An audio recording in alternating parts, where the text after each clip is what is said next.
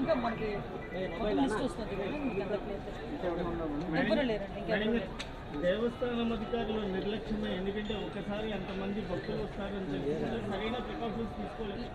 నేను ప్రికాషన్స్ విషయంలో ఒక 2 days బ్యాక్ 3 days బ్యాక్ అంటే ఈ క్యూ లైన్లు మొత్తం ఆ క్యూ లైన్లు అన్నీ మేము చెక్ చేసుకోవడం జరిగింది. ఇది అన్ఫార్చునేట్ థింగ్. అక్కడ గోడ ఉంది.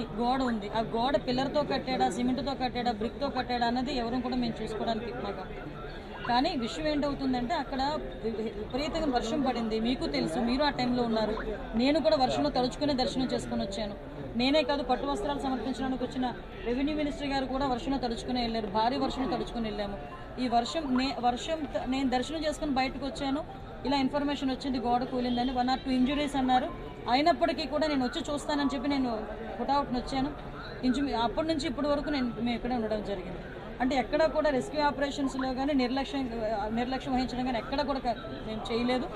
ఇమీడియట్గా క్షతగాతులు ఎవరైతే ఉన్నారో వాళ్ళందరినీ కూడా హాస్పిటల్కి తీసుకెళ్ళి మేము పంపించడం జరిగింది. మిగతా రెస్క్యూ ఆపరేషన్స్ కూడా జరుగుతున్నాయి. ప్లీజ్ మిగతా అన్ని కార్యక్రమాలు చేసుకోవాలి. అందరూ కూడా బాగున్నారండి. ఏ టైంలో కన్స్ట్రక్ట్ జరిగింది, ఏ స్కీమ్లో కన్స్ట్రక్ట్ జరిగింది, ఎవరు కాంట్రాక్టరు, ఎవరు ఇంజనీరు, ఎవరు క్వాలిటీ కంట్రోల్ ఎవరు చేశారు, ఎవ్రీథింగ్ మేము ఇందులో ఎంక్వైరీ చేసుకుంటాం. ఎందుకంటే ఇక్కడ ప్రాణాలు కోల్పోయాం. ఈజీగా వదిలేయాల్సిన అవసరం ఏం లేదు. ఇందులో గవర్నమెంట్ కూడా చాలా సీరియస్గా